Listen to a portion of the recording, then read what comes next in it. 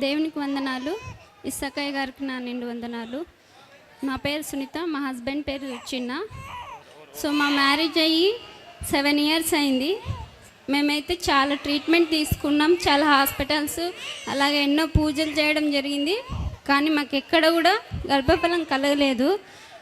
మేము టీవీలో అయ్యగారి వాక్యం చూసి ప్రార్థన శక్తి తైలాభిషేక ఆరాధనకి రావడం జరిగింది.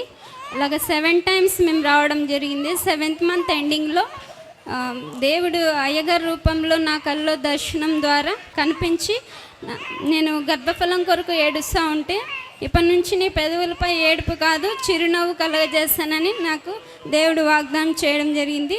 సో అదే రీతిగా నేను అదే మంత్లో కన్సీవ్ కావడం జరిగింది. సో కాబట్టి దేవుడు చేసిన గొప్ప కార్యమును బట్టి దేవుని ఎంతో స్తుతిస్తున్నాము. దేవుని బహుమానం మాకు చక్కటి బిడ్డను అనుగ్రహించడం జరిగింది.